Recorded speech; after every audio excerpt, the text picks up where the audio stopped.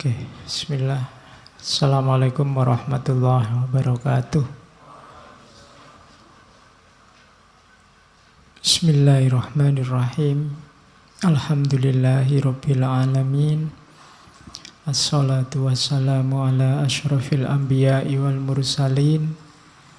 Sayyidina wa maulana Muhammadin wa ala alihi wa ashabihi wa man tabi'ahum bi ihsanin ila yaumiddin.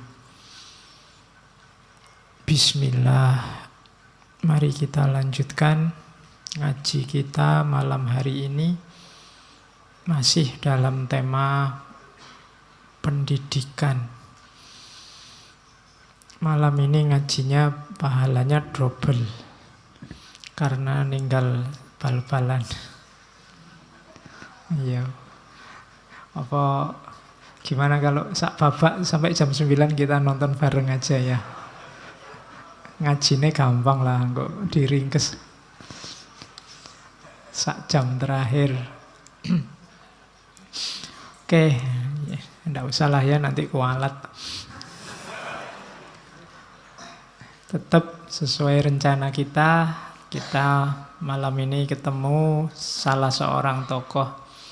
Meskipun sebenarnya tidak melulu beliau ini spesialis untuk bidang pendidikan, tapi punya kritik-kritik dan saran-saran yang luar biasa untuk ranah pendidikan. Yaitu beliau Ivan Illich. Kalau lidahnya orang Jawa ya Iwan Illich gitu aja. Ivan kan ini Jawa jadi Iwan. Ya, cuma ini pakai lidah Rusia. Kalau di sana Ivan itu artinya anugerah. Tidak tahu kalau Illich itu apa. Beliau ini punya kritik besar untuk pendidikan. Memang beliau ini ahlinya ngeritik. Kalau teman-teman menggeluti tokoh ini, tidak cuma pendidikan yang dikritik, macam-macam. Sistem ekonomi ya dikritik, transportasi ya dikritik, kesehatan ya dikritik, gender, tentang feminisme juga dikritik. Jadi ini beliau ini kritikus sejati. Apa wae dikritik. Mungkin keahliannya di situ. Profesinya kritikus. Tapi beliau kalau ngeritik tidak cuma nyalah-nyalah menjatuh-jatuhkan. Beliau juga menawarkan solusi-solusi. Jadi tidak cuma nyari salah-salahnya. Kita kan sering dengar istilah kritik itu harus kritik yang membangun. Maksudnya kritik yang membangun itu setelah kita temukan tidak tepatnya, terus selanjutnya bagaimana, kan begitu. Nah, itu yang dilakukan oleh Ivan Illich. Beliau ini aslinya Austria, ya, kelahiran Wina, tahun 1926. Meninggalnya tahun 2002, jadi sekitar 76 tahun usianya. Beliau ini ya selain filosof, kritikus, sebenarnya pastor di gereja Katolik Roma. Cuma kabarnya nanti dia dikeluarkan karena terlalu banyak ngeritik. Termasuk mungkin ngeritik gerejanya sendiri di Vatikan. Cuma ya dia tidak berhenti berkarir, nanti dia punya beberapa lembaga untuk mendedikasikan gagasan-gagasannya. Malam ini kita bawa The Schooling Society. Salah satu kritiknya terhadap sekolah. Pendidikan itu penting, tapi sistem yang kita sebut sekolah hari ini apa ya penting. Itu yang dikritik oleh Ivan Illich. Karena kalau saya ngomong pendidikan, yang muncul di kepalamu kan selalu sekolah, kuliah. Dan itu yang antara lain nanti sistem semacam itulah yang dikritik oleh Ivan Illich. Ya, peradaban tengah di barat itu kan memang terkenal dengan sistem sekolahnya. Makanya peradaban itu kita menyebutnya era skolastik. Jadi memang model sekolahan. Yang diadopsi di Indonesia jadi sekolah. Maka kalau ada orang ngomong kita harus anti semua yang dari barat, semua yang dari Kristen, sebenarnya memang kalian tidak usah sekolah. Karena istilahnya saja itu dari tradisi Kristen, skolastik. Tapi kan mikirnya tidak sependek itu. Dan nanti yang dikritik oleh Ivan Illich juga tidak sekedar itu. Oke, semoga kita dapat banyak dengan pendidikan. Di tengah hari ini kita ribut luar biasa tentang isu macam-macam yang entah penting entah tidak. Biarlah yang ribut-ribut, kita terima hasilnya saja. Sudah terlalu banyak orang komentar, terlalu banyak orang memberikan pandangannya. Dan kamu tidak usah capek-capek ikut memberikan pandangan. Yang jauh lebih pintar sudah ngomong, ngapain kamu juga ngomong. Siapa nanti yang mendengarkan, ya. Jadi kita ngambil ilmunya saja. Mereka gegeran, kita ambil hikmahnya. Sekarang saya punya banyak wawasan baru yang luar biasa. Aku sekarang ngerti benderanya Nabi kayak gimana. Aku sekarang ngerti. Ilmuku tambah banyak akhir-akhir ini. Oke, yo ben wae wong-wong gegeran, cuma saya ngambil manfaatnya saja. Lumayan wawasanku tambah. Tambah harus kehilangan kuota untuk posting apa komentar. Ya memang apa-apa kuncinya di pendidikan. Kalau pendidikan kita sukses, tingkat literasi, tingkat kemelekan pengetahuan, tingkat keberdayaan, keilmuan kita tinggi, mungkin hal-hal yang tidak perlu tidak terjadi. Kalau pendidikan kita sukses, banyak orang pinter, mungkin pemerintah tidak terlalu sibuk ngurus kita dan juga kita tidak terlalu butuh pemerintah. Karena kita sudah bisa ngurusi diri kita sendiri, kita sudah jadi baik dan tertib tanpa harus perlu diatur-atur. Dan itu jasanya pendidikan sebenarnya. Kalau situasi kita masih ruwet, kacau, tidak karu-karuan, mungkin juga memang karena level pendidikan kita masih belum tinggi. Dan kalau saya ngomong kayak gini kan kalian sudah tidak komplain lagi, memang kenyataannya begitu. Oke, tapi ya tidak boleh pesimis. Banyak hiburannya. Saya sering tenang aja, orang barat itu maju di bidang sains, kita maju di bidang spiritual. Itu kan hiburan namanya. Padahal apa ya kita maju di bidang spiritual. Kalau orang sana itu akalnya luar biasa, kalau di kita itu insting dan intuisi yang luar biasa.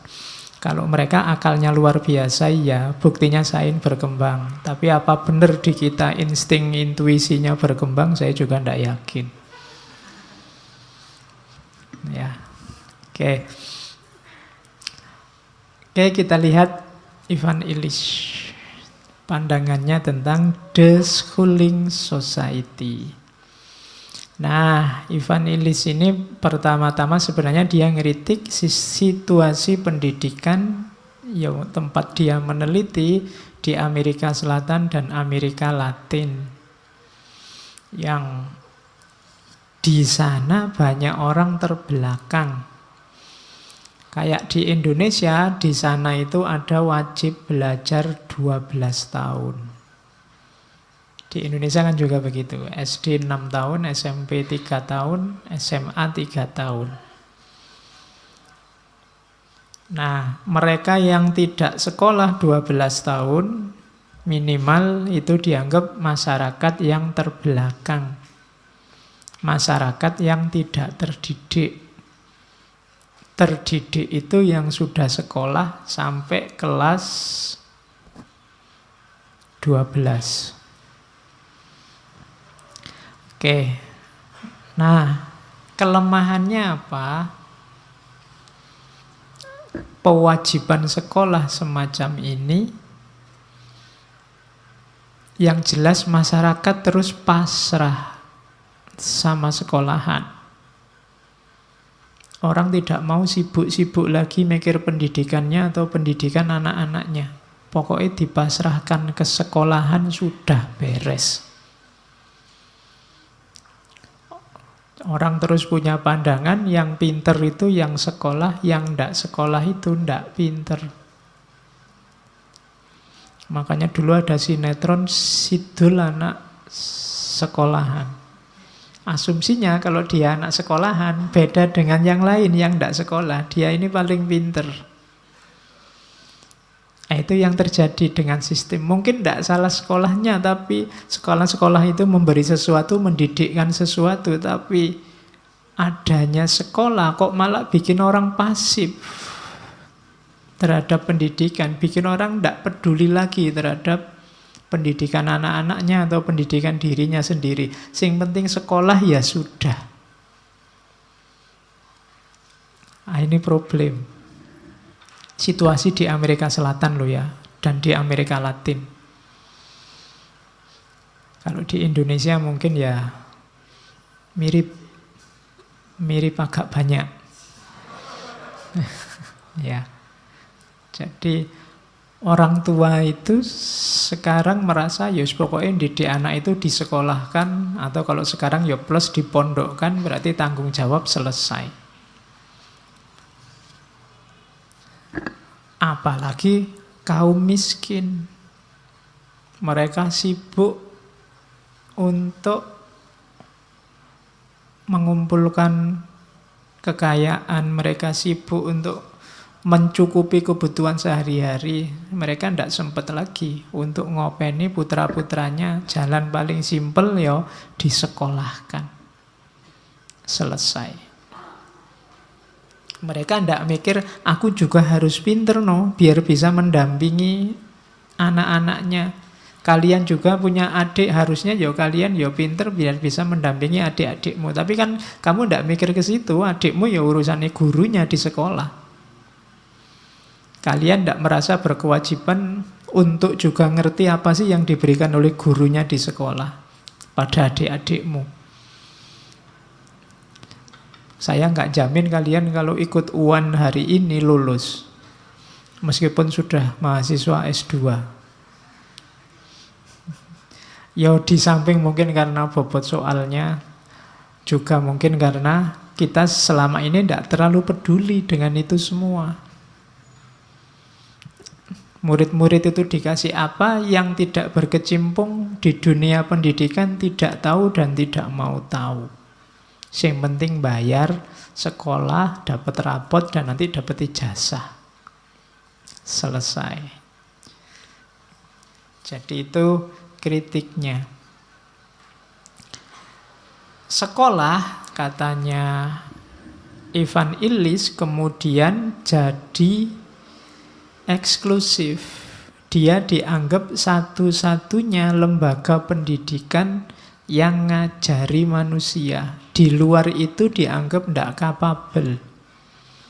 Kalau dalam istilahnya Ivan Illich, ini jadi anti edukasi, padahal kita ini mau didik orang. Tapi kok malah jatuhnya eksklusif, hanya sekolahan saja. Jadi kritik utama yang menyebabkan nanti Ivan Illich mengkritik masyarakat dengan deschooling society-nya adalah situasi sekolah yang eksklusif sebagai satu-satunya media, satu-satunya sarana yang dianggap kapabel untuk dunia pendidikan. Itu yang dikritik oleh Ivan Illich. Termasuk juga ketidakpedulian siapapun di luar sekolah, di luar bidang pendidikan, tentang apa isinya pendidikan. Kita sering kaget-kaget kalau lihat anak-anak hari ini. Loh, masih SD kok gitu ya? Wah, masih SMP kok gitu ya? Loh, itu di sekolahnya ngapain kamu kan tidak tahu. Apalagi sekarang gurunya sibuk ngurus macem-macem administrasi. Pokoknya murid itu yang penting dikasih soal sama dikasih PR beres. Nah, itu kan banyak yang semacam itu. Kritiknya Ivan Illis, lu sekolah jadi kayak begitu. Apa sih sekolah itu? Terus Ivan Illis mendefinisikan sekolah itu gampangane I shall define school as age specific teacher-related process requiring full-time attendance at an obligatory curriculum. Sekolah itu khusus untuk usia tertentu. Kalau SD wajarnya umur berapa sampai berapa. Teacher-related process berhubungan dengan guru yang ngajar, membutuhkan kehadiran full-time. Kalau kamu bolos kurang dari 75% nggak dianggap kuliah beneran. At an obligatory curriculum. Ada kurikulum wajibnya. Yang kamu harus ngerti semua, lulus semua. Kalau tidak, nggak dianggap pinter. Jadi sekolah itu hubungannya sama umur, sama guru, sama kepatuhan hadir, sama kurikulumnya. Nyawanya kan 4 ini katanya Ivan Illis. Ini loh sekolah sebagai lembaga. Nah, kritiknya apa? Pokoknya ini kritik-kritik terus. Yang sudah ngajar jadi guru, jadi ustaz, tidak boleh mangkel. Kamu merasa selama ini penting, ternyata malah ngerusak, katanya Ivan Illis. Oke, ini kritiknya yang pertama. Pendidikan itu kan, katanya Ivan Illis, itu kan harusnya pengalaman belajar seseorang sepanjang hidupnya. Minal mahdi ilal lahdi, katanya hadis. Namun hak setiap orang untuk belajar dipersempit oleh kewajiban sekolah. Kadang di kampus-kampus itu kalau ijazahmu lebih dari 2 tahun, kamu ndak iso daftar. Jadi, kok ada hubungan sama umur? Padahal sekolah itu kan untuk sepanjang hayat. Belajar itu kan sepanjang hayat. Kalau simbahmu daftar SD kok ndak boleh? Misalnya kan gampang-gampangannya ngono. Loh, kalau dia pingin sekolah SD lagi kenapa? Kalau dia merasa tidak mampu, pingin ngerti kan harusnya tidak masalah. Sekolah mengelompokkan orang dari segi umur. Terus anak harus hadir di sekolah, anak harus belajar di sekolah, dan anak hanya bisa diajar di sekolah. Jadi kritik pertama ini. Seolah-olah sekolah itu satu-satunya tempat yang sah untuk belajar. Di luar sekolah tidak. Anak pinter itu identik dengan anak sekolahan. Kalau tidak pinter ya tidak. Di desa saya dulu, orang yang kuliah bisa dihitung dengan jari. Tapi jangan dikira isinya orang bodoh-bodoh. Mereka ya orang pinter-pinter di bidangnya masing-masing. Yang tani ya ahli di bidang pertanian, meskipun dia tidak kuliah di fakultas pertanian. Karena yang kuliah di fakultas pertanian tidak mau jadi petani. Maunya jadi PNS. Ya, simbahku itu tani. Kalau dibandingkan beliau sama aku, ilmu pertaniannya ya jauh menang simbahku. Saya ngerti ini filsafat. Jadi kalau mau debat, tidak nyambung. Satu filosof, satu petani. Tapi kita ahli di bidang kita masing-masing. Simbahku tidak sekolah. Beliau zaman Belanda dulu ya paling sekolahnya mentok SR, tidak lulus. Tapi wawasan pengalamannya luar biasa. Beliau apa lagu-lagu Jepang, apa lagu-lagu Belanda. Meskipun tidak pernah kursus bahasa Jepang, bahasa Belanda. Oh, itu tidak pernah kuliah juga di sastra Jepang apa sastra Belanda. Tapi bisa. Tetangga saya dulu malah orang biasa juga, di rumahnya banyak buku-buku macam-macam. Beliau suka membaca, tapi yang sama statusnya petani. Kalau disebut anak sekolahan juga tidak. Tapi mungkin wawasannya tidak kalah sama anak sekolahan. Tapi pakai logika sekolahan, mereka disebut bukan orang terdidik. Karena tidak pernah sekolah. Padahal mungkin jauh lebih pintar daripada guru-guru yang ngajari saya. Itu yang tidak dipikir oleh dunia persekolahan hari ini. Kritik yang pertama itu. Kemudian sekolah seringkali mendehumanisasi. Mendehumanisasi itu memposisikan manusia tidak kayak manusia. Kayak robot, kayak barang. Kadang di ranking-ranking. Ranking 1, ranking 2, ranking 3. Kamu kastanya kumlot, kamu kastanya lulus dengan memuaskan, kamu kastanya lulus dengan susah payah. Lah ya kan di klaster-klaster. Wong manusia sama-sama manusianya. Mungkin kamu pinter di mana, dia pinter di mana. Kalau bahasanya Illich, lu kok tidak memanusiakan manusia sekolah? Manusia di kelas-kelas, di kelompok-kelompok, ada kelas 1, kelas 2, kelas 3. Itu kritiknya yang kedua. Lah kok begini? Wong itu kan belajar. Malah manusia didehumanisasi, tidak egaliter, diskriminatif, mekanistik. Makanya tadi saya bilang kayak robot. Diskriminatif itu ya orang tertentu uangnya banyak, bisa sekolah favorit, fasilitasnya luar biasa. Sini nggak punya uang, bisa sekolah aja untung, daftar nggak bayar SPP, nggak boleh ikut ujian. Dehumanisasi, padahal katanya pendidikan itu hak sebagai manusia, tapi kok jatuhnya dehumanisasi. Yang ketiga, penyelenggaraan pendidikan itu sifatnya sangat mekanis, administratif, dan itu berlawanan dengan semangat pendidikan. Semangat pendidikan itu meningkatkan kualitas, membebaskan manusia, meningkatkan kualitasnya manusia, tidak mekanis harusnya. Tapi kok malah jadi mekanis sekarang, malah jadi dehuman sekarang, malah berlawanan dengan visi pendidikan sekarang. Kritiknya yang keempat, tentang lembaga sekolah. Yang ketiga, yang keempat, sekolah itu kok berjarak ya dengan realitas.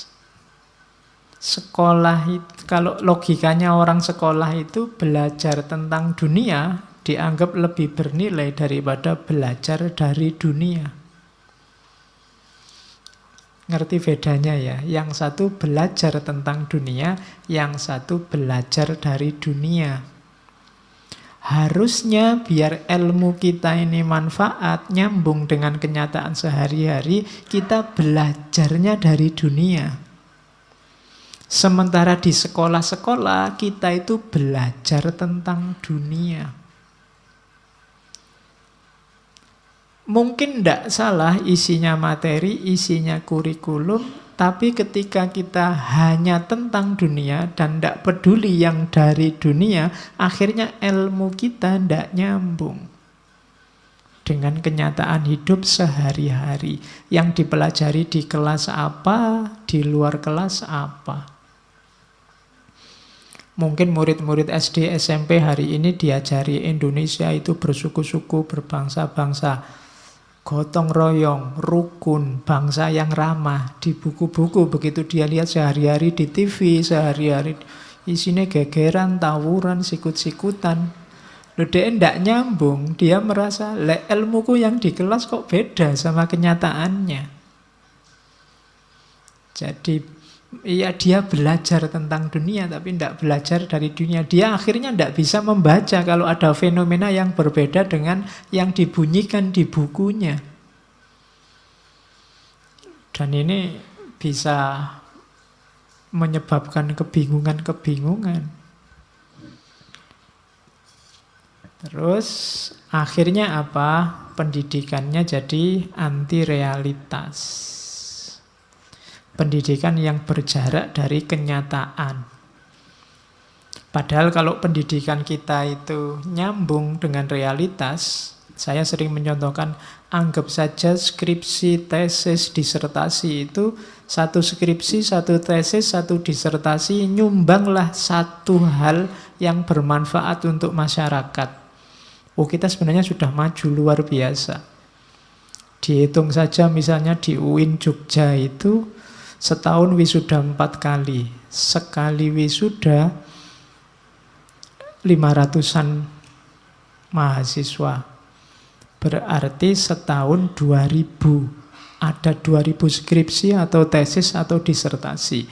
Kalau satu skripsi menyelesaikan satu problem dalam hidup nyata di realitas, bayangkan setahun ada 200 masalah yang terselesaikan.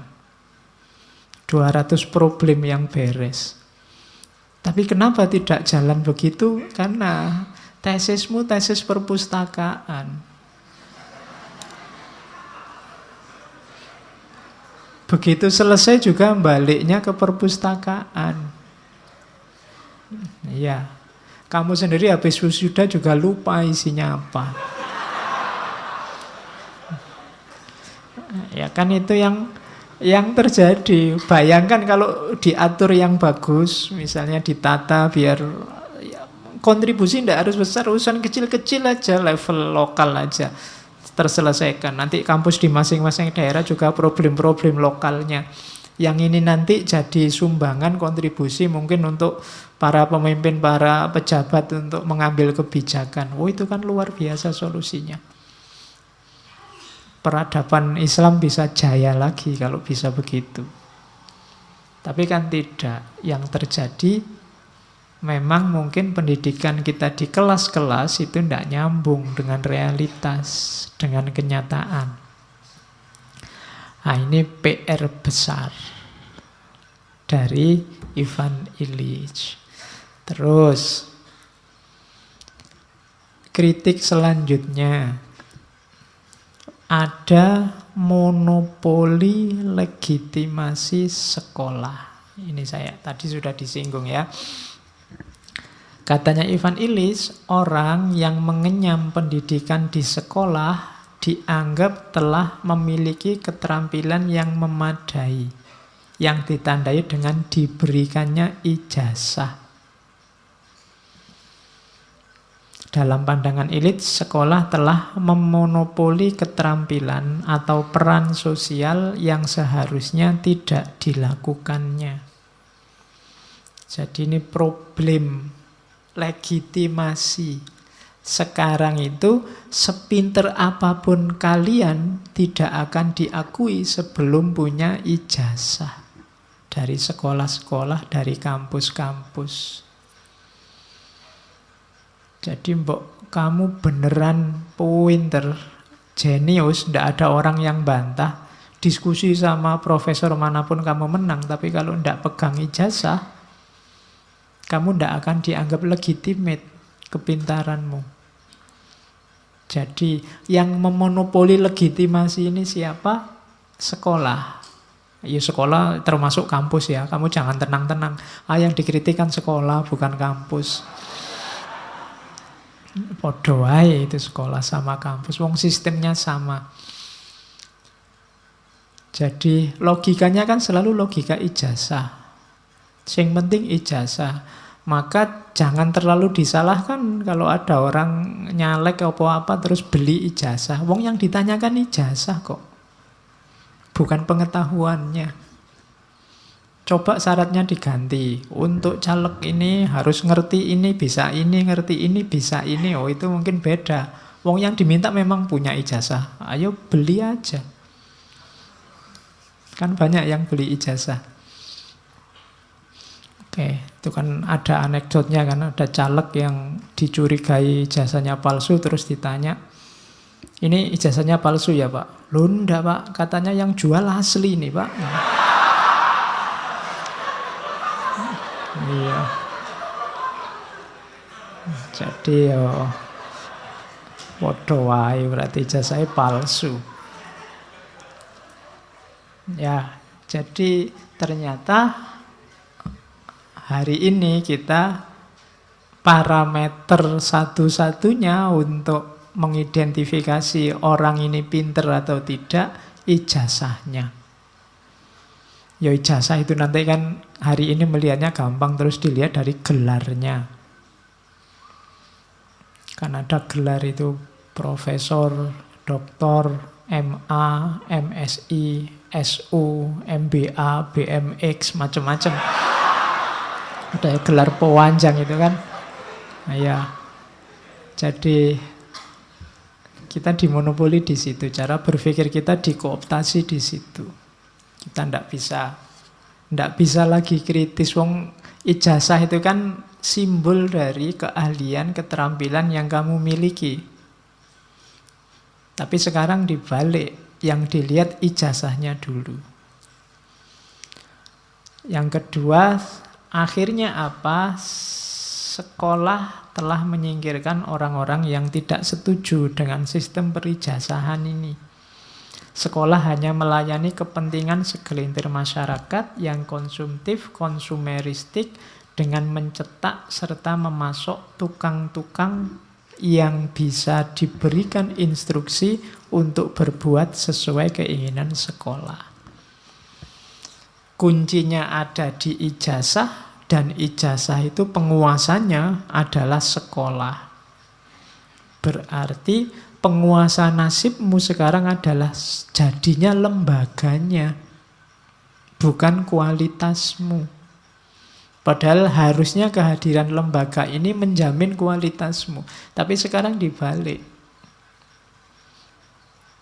Dirimu dibuang, yang ada tinggal sekolahnya. Dan yang ketiga, masyarakat terus dipaksa untuk tunduk pada diskriminasi yang didasarkan atas sertifikat atau ijazah mengenai keterampilan yang dimiliki seseorang. Jadi selembar kertas yang menentukan nasibmu. Kalau ijazah ini hilang, orang akan menganggap kemampuanmu hilang. Karena representasinya ijazah. Mbok kamu, Pak, ijazah saya hilang, Pak. Tapi ilmu saya tidak hilang loh, Pak. Ya enggak, orang tetap minta ijazah. Mending ilmumu hilang semua tapi ijazahnya ada. Orang masih percaya kamu pinter. Kan logikanya begitu. Jadi kritik terhadap sekolah yang kedua ini, monopoli legitimasi oleh sekolah. Nah, ini yang saya bilang tadi, ada kasta-kasta. Kasta muridnya, kasta siswanya, kasta mahasiswanya, bahkan ada kasta sekolah-sekolah, bahkan ada kasta-kasta negara. Semuanya serba di-ranking dengan pertimbangan administratif, parameter-parameter yang sifatnya mekanis. Kayak kalian tadi di klaster-klaster, saya tidak tahu, kelihatannya di beberapa sekolah itu dikumpulkan yang pinter-pinter nanti kelas A, yang tidak pinter kelas B. Bahkan ada yang sekolah untuk orang kaya-kaya, bayarnya mahal, fasilitasnya luar biasa. Sementara ada sekolah yang untuk orang biasa-biasa, gratis, tapi ya fasilitasnya apa adanya. Ya kan, diskriminasi. Lahir kasta-kasta. Negara juga begitu. Maju tidaknya negara dilihat dari sekolahannya. Yang lulus SMA berapa, yang perguruan tinggi berapa, guru besarnya berapa. Jadi Ivan Illich mengkritik, loh kok jadi begini ya sekolah itu. Terjadi dehumanisasi yang luar biasa. Ya kemajuan satu negara, ya parameternya memang pendidikan dan ilmu antara lain. Tapi tidak bisa dilihat pendidikan dan ilmu itu hanya di sekolah saja. Di ranah-ranah yang lain di luar sekolah juga banyak yang bisa jadi indikator tentang pembelajaran, tentang pendidikan. Cuma yang diukur kan cuma ininya. Bagi yang bergelut di dunia pendidikan, coba dipelajari misalnya model-model akreditasi, model-model sertifikasi. Ini kan membangun kasta-kasta. Kampus ini terakreditasi B, terus dipampang di iklannya itu. Yang sana terakreditasi A. Terus nanti yang akreditasinya A, dana bantuannya lebih besar daripada yang terakreditasi B. Ini kan kasta-kasta. Sehingga fasilitas yang didapat juga lebih baik. Harusnya kan dibalik. Yang jelek itu dikasih uang banyak biar maju. Yang bagus ya sudah bagus, tidak usah dikasih banyak-banyak. Tapi kan kebalikannya.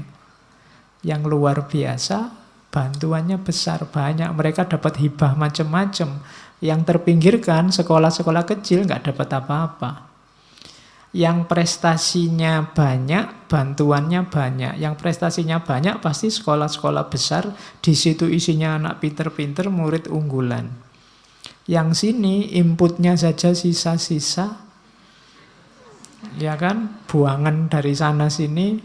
Sekolahnya kecil, fasilitasnya kecil, ya bantuannya kecil. Sampai kapanpun dia akan tetap kecil.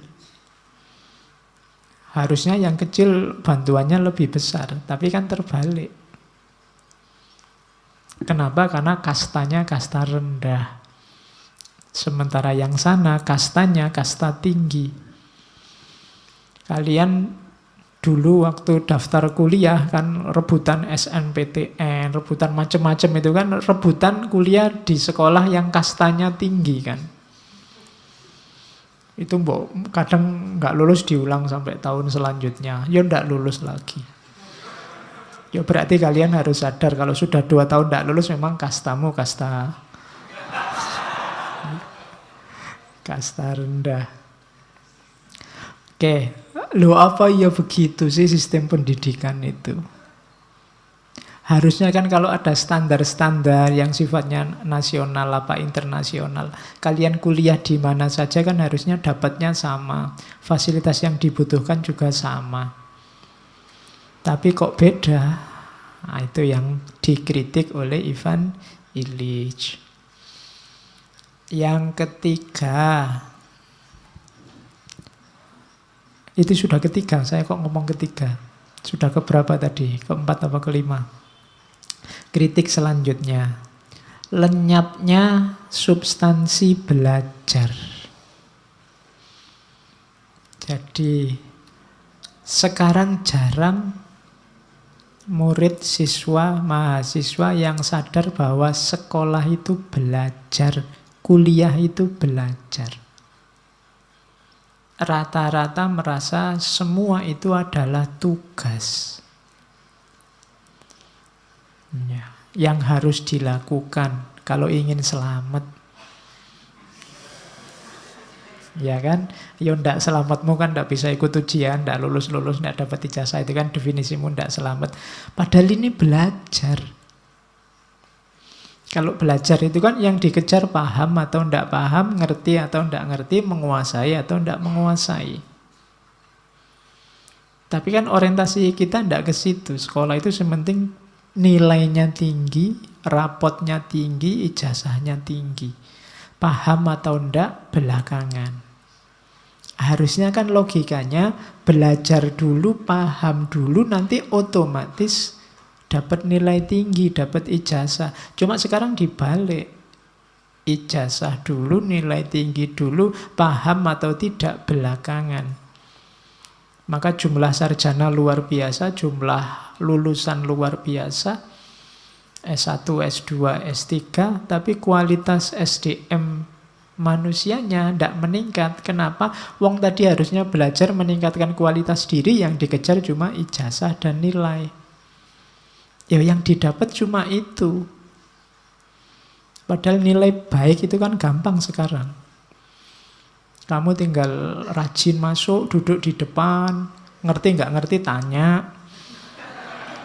Sampai dosennya hafal namamu, wis alamat lulus wis. Ya kan strategi simple hari ini gampang kalau cuma ngejar lulus. Iya. Oke. Maka ayo kembali lagi ke khitohnya deh orang kuliah itu. Cari ilmu. Substansinya adalah belajar. Diasumsikan kayak dawuhnya Sokrates itu, ilmumu tambah, kualitas dirimu meningkat. Jangan dibalik, ijazah sama nilai itu simbolnya. Zaman saya dulu, saya diceritai salah satu guru saya, dosen saya, yang beliau cerita zaman dia kuliah, kalau merasa masih belum menguasai materi, beliau ini secara sengaja kalau ujian tidak meluluskan diri. Jadi ngerjainnya pokoknya asal nggak lulus nggak apa-apa. Memang belum ngerti, semester depan pengen ngulang. Saya nggak tahu hari ini ada nggak mahasiswa yang punya semangat begitu. Saya masih belum ngerti apa-apa Pak. Saya ulang lagi kuliahnya semester depan. Kalau ada yang kayak gitu salut. Ya resikonya bayar lagi. Tapi sebelum paham ya pengen ngulang lagi. Ya meskipun sekarang langka. Kamu kalau ditawari lulus dengan nilai baik tapi tidak paham, atau paham tapi tidak lulus-lulus, kamu kan tetap milih ya paham dan nilainya baik. Oke.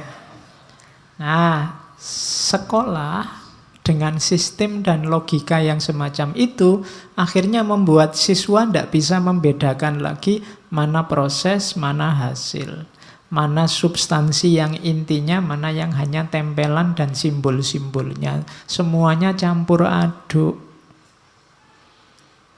Sekarang ndak ngerti macam-macam, pokoknya logikanya semakin banyak pengajaran, semakin baik hasilnya. Semakin tambah materi, orang dianggap semakin pinter. Cuma itu dok.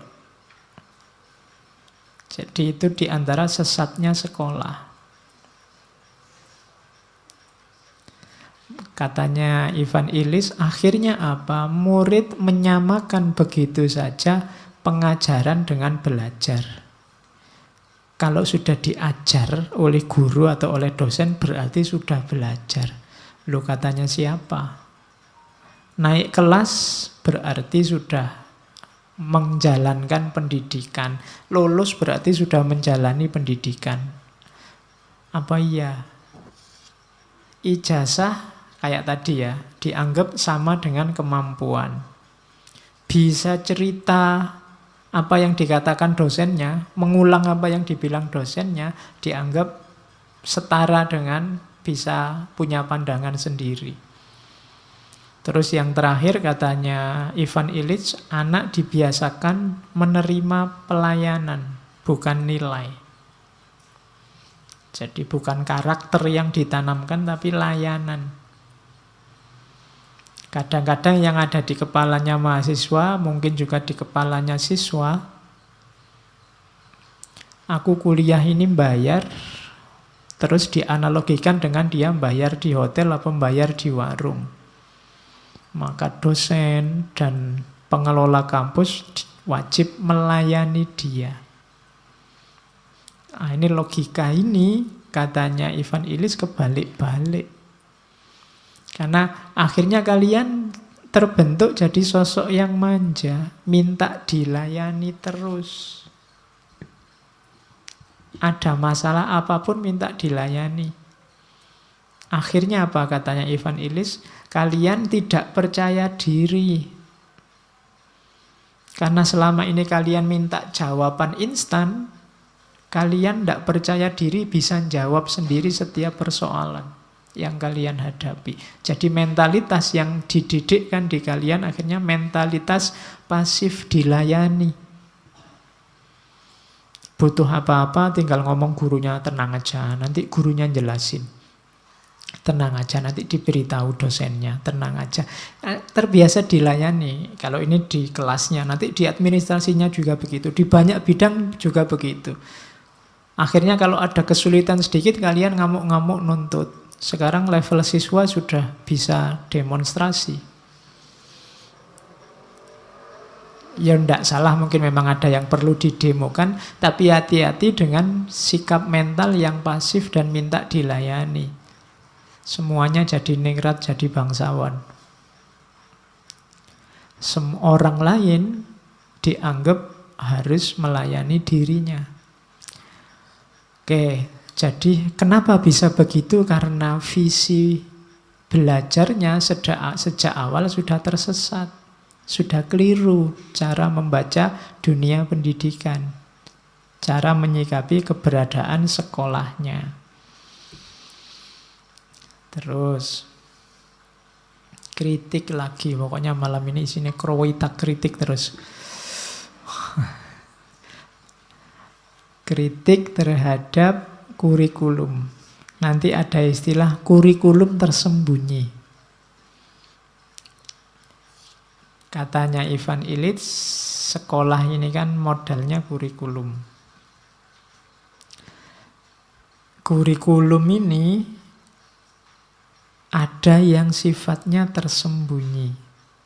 Apa hidden kurikulum? Kurikulum yang tersembunyi itu diam-diam sekolah ini menanamkan pandangan pada siswa-siswanya, mahasiswanya, bahwa mereka tidak akan bisa hidup baik, mereka tidak akan bisa hidup benar kecuali mengikuti apa yang diajarkan di sekolah. Nah, ini harus hati-hati. Itu hidden kurikulumnya. Seolah-olah yang diajarkan sekolah itu saja bekal hidup yang benar. Padahal kalau tidak hati-hati, nanti bisa, karena setiap ilmu itu kan ada kurangnya, ada lebihnya, ada ruang dan waktunya. Ini kalau murid dan siswanya tidak cerdas, dia bisa keliru-keliru. Banyak problem sosial budaya hari ini tidak muncul dari orang-orang bodoh, tapi munculnya dari orang-orang pinter. Cuma mereka tidak tahu kapan ilmunya ini digunakan. Untuk situasi apa pandangannya ini harus diterapkan. Ini mungkin kesalahan sejak dari sekolah. Karena di sekolahnya diam-diam ditanamkan pandangan bahwa kalau kamu ingin sukses, ikuti ini yang diajarkan di sekolah. Kalau kamu ingin hidupmu lancar, ikuti apa yang diberikan di sekolah. Ini yang oleh Ivan Illich disebut kurikulum tersembunyi. Oke, saya pernah diceritai teman dosen. Anaknya sekolah TK. Terus diajari gurunya, pokoknya setiap kali disebut nama Muhammad harus sholawat, sallallahu alaihi wasallam. Kok ya kebetulan pamannya namanya Muhammad. Susah kan? Begitu. Oh, ada Pak di Muhammad sallallahu alaihi wasallam. Loh, anak kecil kan lugu. Kalau dikasih tahu orang tuanya susah dia, karena manutnya cuma sama gurunya. Katanya bu guru harus mengucapkan sholawat setiap kali ada namanya Nabi. Bapaknya tidak dipercaya. Ini contoh kecil untuk anak kecil ya. Masuk kalian levelnya itu kan enggak. Teori kecil untuk anak kecil. Kalau di dirimu kan kadang-kadang teori-teori besar karena kalian orang besar. Kalian tidak tahu ruang dan waktu dan situasi kapan konsep dan teori itu harus dipakai. Karena di kelas guru-gurumu mungkin dosen-dosenmu mau wanti-wanti benar bahwa ini yang paling penting, ini yang paling luar biasa, ini yang benar, ini yang nilainya paling tinggi. Itu namanya hidden kurikulum. Kan saya sering mengilustrasikan setiap teori ada konteksnya. Kalau menghadapi orang malas, jangan dinasehati tentang kesabaran. Kalau orang malas kamu nasihati yang sabar, tambah malas dia. Gitu loh. Kalau orang ngamuk, jangan dipanas-panasi dengan jihad. Nanti tambah terbakar. Kan tadi itu dan kemarin-kemarin hari-hari ini kan banyak gitu. Perang aja lah, sikat aja lah kan gitu komentarmu. Kesuwen kan kamu gitu. Ya enggak lah. Bahwa jihad itu baik, sabar itu baik, tapi kan harus lihat situasi, lihat porsi dan proporsinya. Enggak mentang-mentang kamu ngerti kebenaran terus diterapkan. Ya dilihat ruang, waktu, dan situasinya. Pas atau tidak. Filsafat itu penting, metafisika itu penting misalnya, tapi kan untuk anak PAUD dan TK kan kamu tidak bisa ngajari teorinya Immanuel Kant tentang das Ding an sich misalnya. Terlalu tinggi, tapi itu memang penting, tapi kan salah konteks. Jangan-jangan malah dipahami secara berbeda, secara keliru, sehingga sebenarnya yang diomongkan benar tapi ditangkapnya keliru karena ruang dan waktunya tidak pas. Nah, ini harus hati-hati. Kelas sering menyesatkan dengan hidden kurikulum ini. Rasanya kayak misalnya yang mahasiswa filsafat itu, filsafat kayak penting-penting, di mana-mana filsafat. Yang mahasiswa tafsir, tafsir itu sangat penting, di mana-mana tafsir. Yang mahasiswa psikologi, intinya itu psikologi, apa-apa dianalisis sebagai psikologi. Yang mahasiswa sosiologi, semuanya dilihat sebagai relasi sosial. Itu namanya hidden kurikulum. Kelihatannya cerdas, tapi sebenarnya malah kita tidak cerdas. Kita termakan oleh lembaga kita sendiri. Termakan oleh sekolah. Itu kritiknya Ivan Illich. Terus kritik lagi. Pokoknya malam ini berkritik-kritik. Ini tadi sudah disinggung tentang perilaku orang tua. Sistem yang namanya sekolah itu kemudian membuat orang tua tidak terlalu peduli dengan pendidikan anak-anaknya. Dalam dunia pendidikan sekarang ini, orang tua menganggap bahwa hanya sekolah yang bertanggung jawab terhadap pendidikan anak-anak didiknya. Sehingga orang tua bisanya hanya pasrah kepada guru-gurunya di sekolah. Ini sebenarnya ya tidak cuma salah orang tuanya. Sekolah juga kadang memang secara sengaja tidak melibatkan orang tua. Sekolah hanya butuh bayarannya dari orang tua. Orang tua itu dipanggil kalau anaknya telat bayar atau anaknya nakal, kan cuma itu. Jarang orang tua dipanggil karena, kenapa saya dipanggil Pak Guru? Anak Bapak itu loh, kok susah ya kalau dijelaskan di kelas. Memahaminya kan jarang begitu. Paling dipanggilnya karena sudah 3 bulan nunggak bayarannya. Karena seputar-seputar itu dilibatkannya. Akhirnya yang ada di pikirannya orang tua, ya wis pokoknya pendidikan kepinteran anaknya itu kewajiban guru dan sekolah. Mereka yang membayari. Jadi akhirnya logikanya jadi logika jual beli. Itu nanti yang dikritik-kritik yang lain, sekolah jadi komoditas. Sekarang saya tidak tahu kenapa sekolah-sekolah mulai TK, SMP, SMA yang mahal itu justru favorit. Mungkin tingkat perekonomian orang Indonesia sudah naik. Semakin mahal semakin naik. Kalau yang murah malah sepi. Yang swasta-swasta itu kan. Yang murah itu malah jarang peminatnya. Yang mahal. Ada TK yang tahun pertama masuknya bisa nyampe 25 juta 30.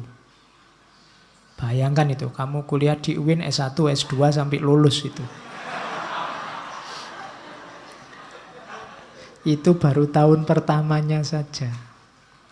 Bayang, dengan bayaran semahal ini, orang tuanya wis lebih lagi mesti alas, sekolahnya bayar mahal mesti mutu.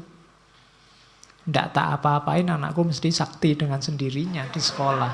Kan begitu cara mikirnya orang tua akhirnya. Oke, yo ndak menyalahkan biayanya. Ya semoga impas dan imbang dengan kualitas yang dihasilkannya. Tapi yang dikritik ini, orang tua nggak boleh pasif. Orang tua yang miskin akhirnya yang ingin anaknya sekolah, nggak peduli lagi anaknya belajar apa. Yang dipedulikan sama orang tua yang miskin ini hanya 2, ijazahnya dan kalau anakku lulus bisa kerja. Bukan ilmunya. Tadi siswanya sudah tidak peduli sama ilmu. Sekarang orang tuanya juga tidak peduli sama ilmu. Yang penting anakku sekolah, dapat ijazah, terus bisa buat ngelamar kerja. Jadi sekolah akhirnya cuma jadi pabrik ijazah. Kesibukan utamanya adalah memproduksi ijazah. Karena mentalnya sejak awal memang dibangun semacam ini. Itu kalau yang miskin.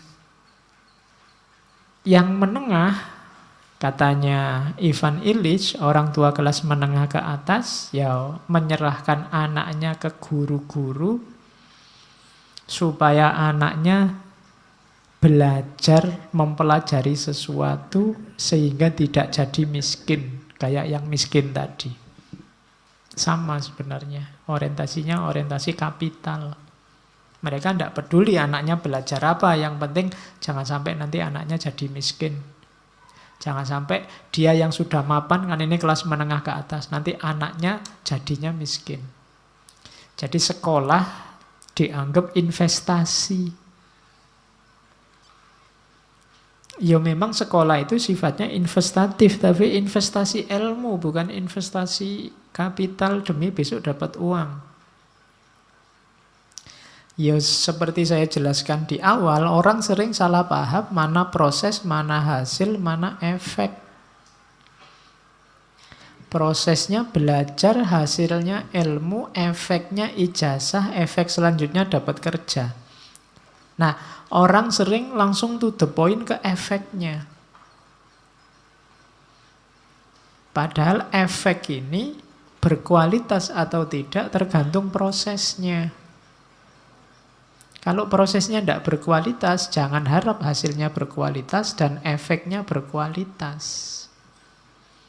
Ini logika-logika yang sering diloncati. Kalau kalian tekun bekerja, ya hasil kerjamu bagus, otomatis kamu akan dibayar mahal.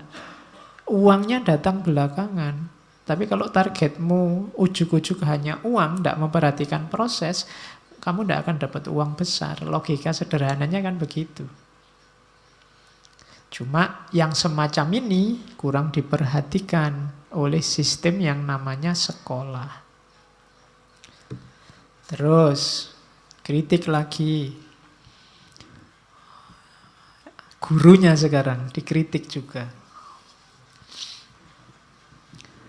Oke, guru-guru ini juga tergolong pelit. Mungkin karena sistem sekolah membatasi kompetensi guru hanya sebatas wilayah kelas. Guru IPA, guru bahasa Indonesia, guru matematika. Kan sebatas wilayah kelas. Membuat mereka menyimpan pengetahuan untuk diri mereka sendiri kecuali cocok dengan pengajaran hari itu.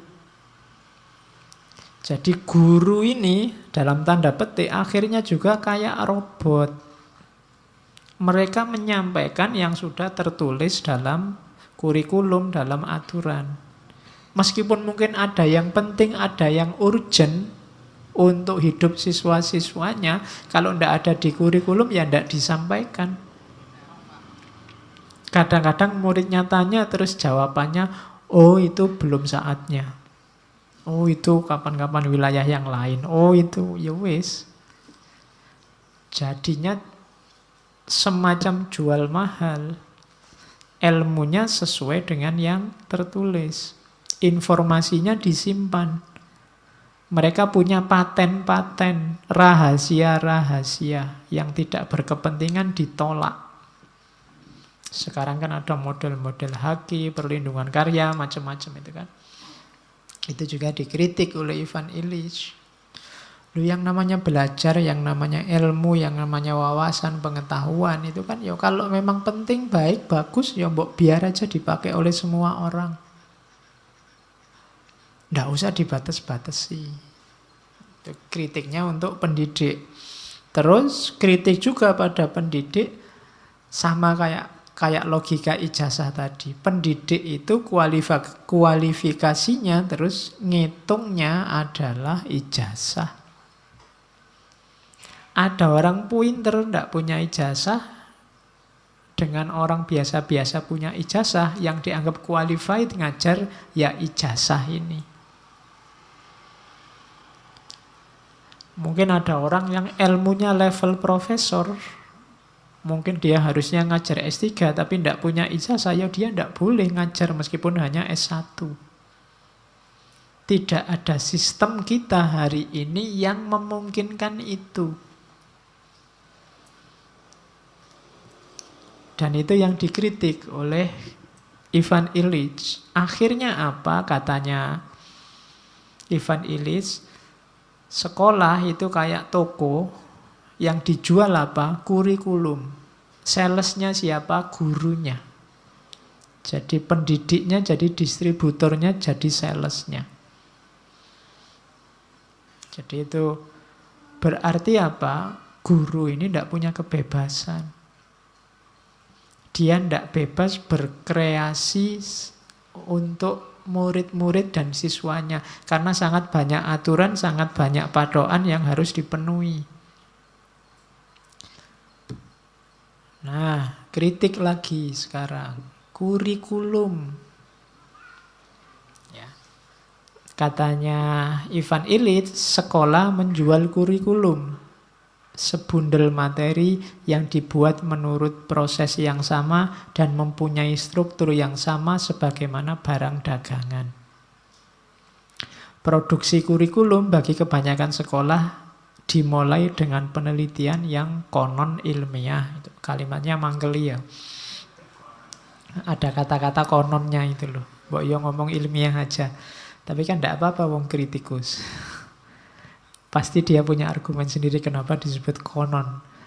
Hasil kurikulum ini adalah sebundel makna yang telah direncanakan, sepaket nilai, dan satu komoditas. Daya tarik yang sebanding dari komoditas ini memungkinkannya layak untuk menjual kepada sejumlah orang. Ini dipakai sebagai dasar untuk membenarkan besarnya biaya produksi kurikulum. Karena kurikulum ini dagangan, maka seberat apa bobotnya dagangan itu nanti sebesar itu pula biaya sekolah, biaya kuliah ditetapkan. Makanya S1, S2, S3. Kuliahnya banyak S1 tapi bayarnya mahal S2. Harusnya kalau dari sisi capek dan waktunya yo S3 itu paling murah. Tapi sekarang kan paling mahal. Ngitungnya dari apa? Kurikulum. Dianggapnya bobot kurikulum yang paling mahal. Karena diasumsikan paling rumit ilmunya, paling berat. Jadi ternyata ngitung ilmu itu kayak ngitung barang. Jadi yang dijual sekolah-sekolah itu ternyata ya komoditas. Murid sebagai konsumen diajar untuk menyesuaikan keinginan mereka dengan nilai yang dapat dipasarkan. Jadi murid ini diberi kurikulum, nanti simbolnya ya nilai. Mereka dikondisikan untuk merasa bersalah jika mereka tidak berperilaku sebagaimana diprediksi oleh penelitian konsumen. Ujian itu bahasanya Illich, penelitian konsumen. Dengan angka rapot dan sertifikat atau ijazah. Yang itu nanti kuncinya mereka dapat pekerjaan. Jadi ternyata sekolah itu strukturnya sangat kapitalis. Kalian merasa membayar, membeli, Sementara lembaga sekolah kampusnya merasa menjual, memberikan sesuatu, dan mereka layak dapat imbalan. Itulah kritiknya pada kurikulum. Maka katanya Illich, what does school really teach children? Apa sih yang diajarkan sebenarnya di sekolah-sekolah? Ini loh hasilnya yang dibentukkan oleh sekolah pada setiap siswa. Yang pertama apa? Truth comes from authority. Kebenaran itu datangnya dari yang punya otoritas. Kebenaran itu berasal dari guru, kebenaran itu berasal dari dosen, kebenaran itu berasal dari ilmuwan. Ajaran pertama ini akan mengimplikasikan murid atau siswa tidak percaya diri untuk menemukan kebenaran sendiri. Mereka bisanya ngutip, jiplak, niru, mengikuti, meskipun skripsi, tesis, disertasinya tebal, tapi setiap halaman, setiap kata dikasih footnote. Harus ada rujukannya, kalau tidak ada dimarahi sama pembimbingnya. Kenapa? Karena truth comes from authority. Kamu tidak dipercaya kalau ngomong sendiri. Pak, ini menurut pikiran saya. Alah, kok pikiranmu? Harus ada footnote-nya. Nah, itu kenapa dilatih begitu? Karena truth comes from authority. Kamu tidak berani berpikir sendiri. Intelligence is the ability to remember and repeat. Yang disebut pinter itu adalah mereka yang daya ingat dan daya ulangnya luar biasa. Jadi kalau ada mahasiswa bisa ngomong secara tepat, apa menjelaskan lagi yang kemarin dikatakan dosen secara persis, dialah yang kita anggap paling pinter. Itu yang kedua. Yang ketiga, ya, accurate memory and repetition is awarded. Nah, yang hafalannya pas, akurat, yang ngulangnya paling pas, dialah nanti yang dapat reward, yaitu nilai. Non-compliance is punished. Yang tidak sesuai, yang kurang sempurna, ya ada hukumannya. Dan seorang murid harus confirm intellectually and socially. Harus selalu setuju. Harus selalu cocok sesuai secara intelektual maupun secara sosial di sekolah. Ringkesnya harus manut saja. Jadi sekolah ternyata secara umum hanya menghasilkan para peniru. Ini nanti kalau ditarik garis ke Paulo Freire kemarin, ternyata memang sekolah itu menghasilkan status quo. Tidak melatih orang untuk kritis. The most important thing you learn at school is that learning only happen by being taught. Hal paling penting yang kalian dapat di sekolah adalah bahwa belajar itu hanya terjadi kalau kalian diajar. Kalau tidak ada gurunya, kalian dianggap sesat. Kalian tidak kreatif. Kalian tidak dipercaya berpikir sendiri, menganalisis sendiri. Itu katanya Ivan Illich. Ini juga sindirannya pada sekolah. School is the advertising agency which make you believe that you need the society as it is. Karena tadi saya bilang dia status quo, maka sekolah itu kayak agen iklan yang membuatmu percaya bahwa engkau membutuhkan masyarakat apa adanya seperti situasi hari ini. Maksudnya apa? Membuatmu tidak kritis. Membuatmu ya sudah yang seharusnya terjadi memang seperti ini. Dan dari mana pikiran itu berasal? Dari sekolah. Itu kritiknya Illich. Oke. Sekarang solusinya. Kita lihat tawaran-tawaran dari Illich. Saya bilang tadi ya tidak cuma ngeritik. Kalau cuma ngeritik kan itu namanya membubarkan sekolah. Tidak. Ada solusinya. Solusi idealnya yang pertama, buatlah sistem pendidikan yang berguna. Pendidikan yang berguna itu apa? Yang pertama, pendidikan yang kritis terhadap dunia dan kemauan serta kemampuan untuk mengubahnya. Jadi murid-murid, siswa, mahasiswa harus dididik berpikir kritis terhadap dunia di sekelilingnya, sekaligus mereka mau serta mampu melakukan perubahan. Bikin sistem yang mengakomodir ini. Kalau bahasanya Ivan Illich, dari self-empowerment ke social empowerment. Dari pemberdayaan diri menuju pemberdayaan sosial. Buat dirimu berkualitas dengan sekolah, setelah itu lakukan perubahan di tengah masyarakat. Cari sistem pendidikan yang memungkinkan hal ini terjadi. Untuk dirimu berdaya, cirinya apa? Kamu kritis dan mampu melakukan perubahan di tengah masyarakat. Jadi syarat pertama, lakukan pendidikan yang berguna. Selanjutnya selain berguna harus gimana? Pendidikan yang membebaskan. Pendidikan yang membebaskan itu seperti apa? Sistem pendidikan harus punya ciri kebebasan.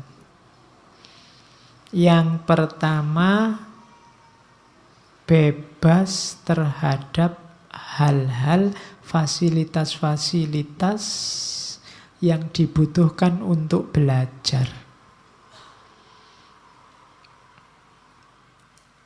Jadi tidak boleh ada fasilitas belajar itu yang tidak semua orang bisa mengakses.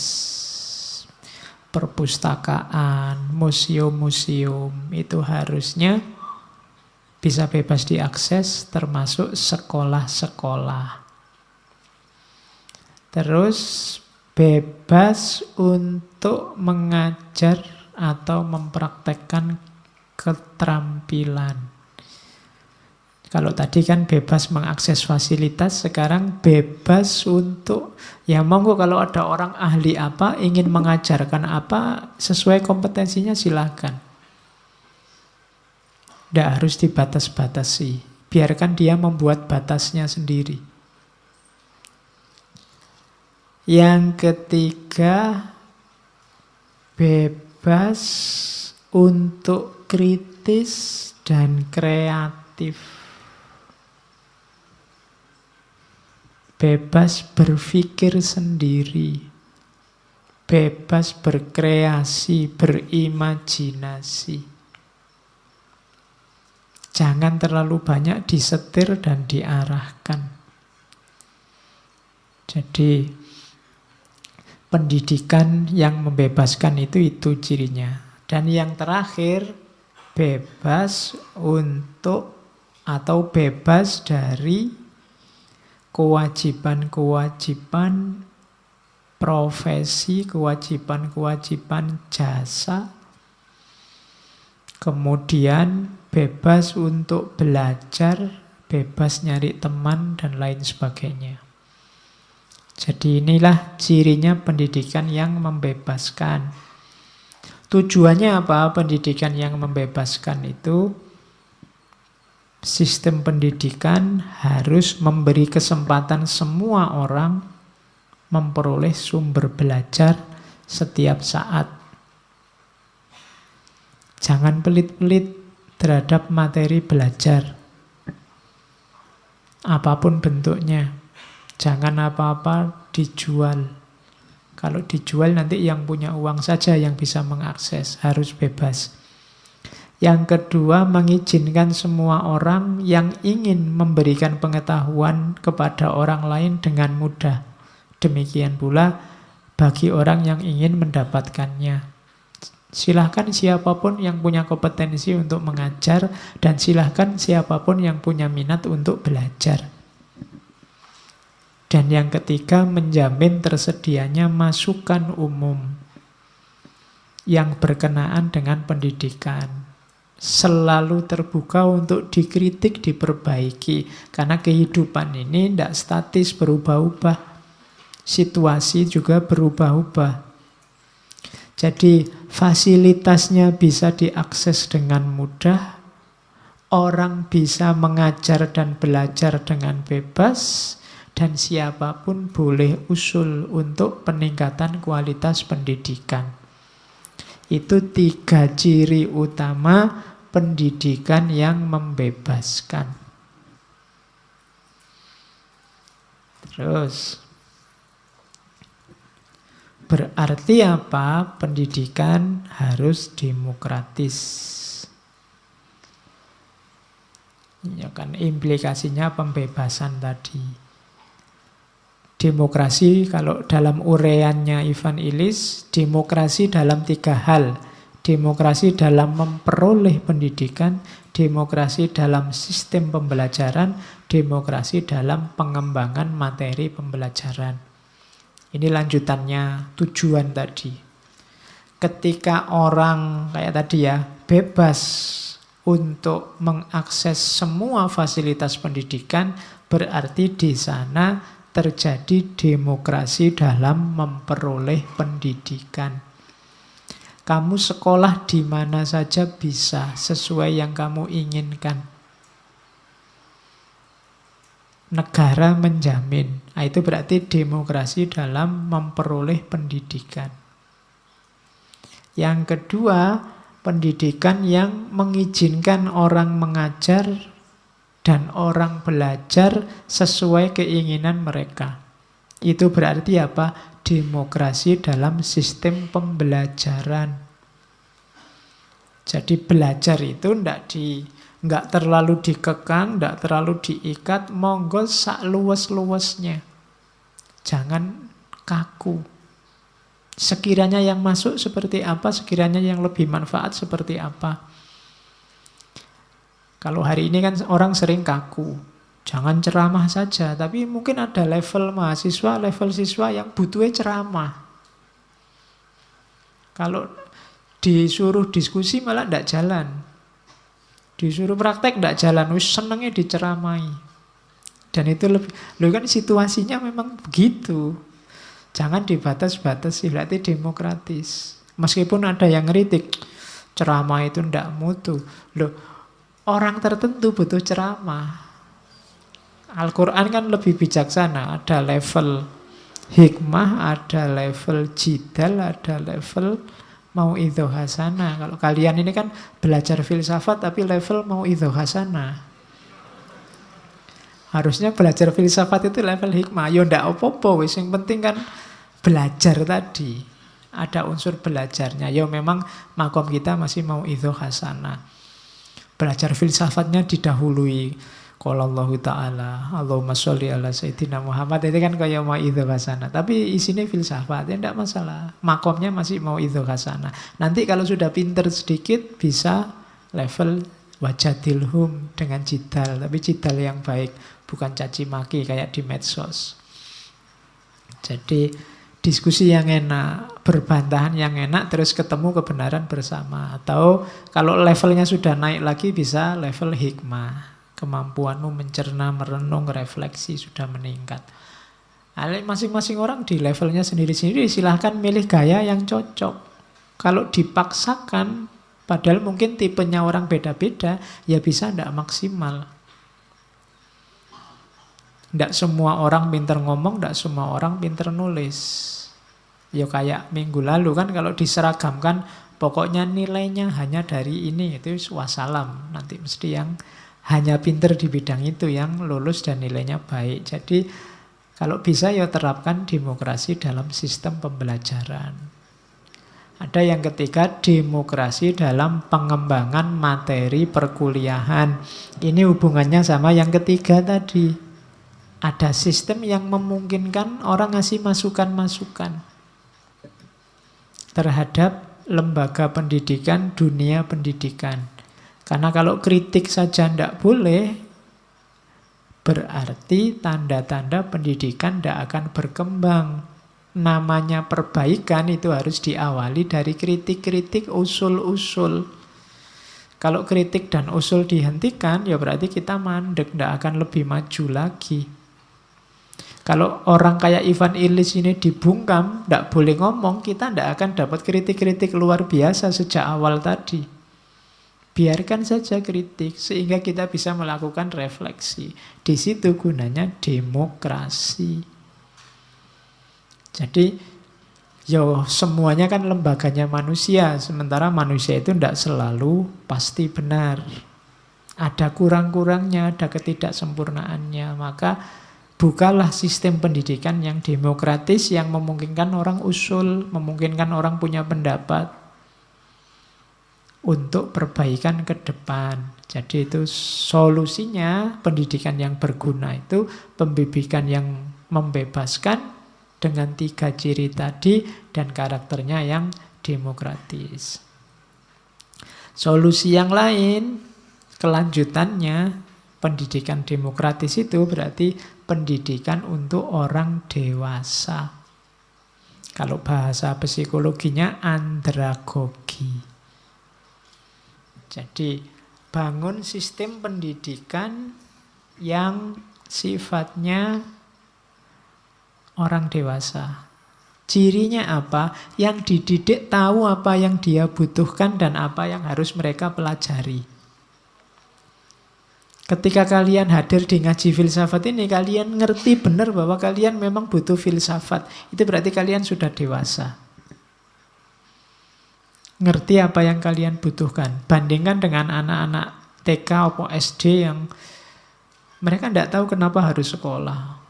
Pagi-pagi harus bangun, ada upacaranya, ada macam-macamnya. Itu kan mereka tidak tahu menahu tentang persekolahan. Itu yang penting diwajibkan sekolah. Itu anak kecil, pedagogi. Tapi ini andragogi. Pendidikan untuk orang dewasa. Orang dewasa itu tahu apa yang dia butuhkan. Kalian di kampus itu harusnya sudah pendidikan untuk orang dewasa. Makanya kalau ada mahasiswa kok males masuk kelas, biasanya saya selalu menyimpulkan, oh berarti dia sudah dewasa. Ya, dia tahu kalau dia tidak butuh mata kuliah ini, makanya tidak datang-datang. Kalau dia butuh kan nanti mesti datang. Ya alhamdulillah sudah dewasa. Oke, ya kan memperlakukannya kayak orang dewasa. Kalau anak kecil nggak datang-datang dimarahi, kenapa kamu tidak datang kan gitu. Jadi nanti kalau kamu ditanya dosenmu, kok nggak pernah masuk? Saya sudah dewasa, Pak. Jadi saya tahu kapan saya harus tidak masuk, kapan saya masuk. Oke, caranya gimana bikin reformasi di ruang kelas? Jangan lagi kayak yang dulu-dulu lah, bikin sistem pendidikan yang terbuka.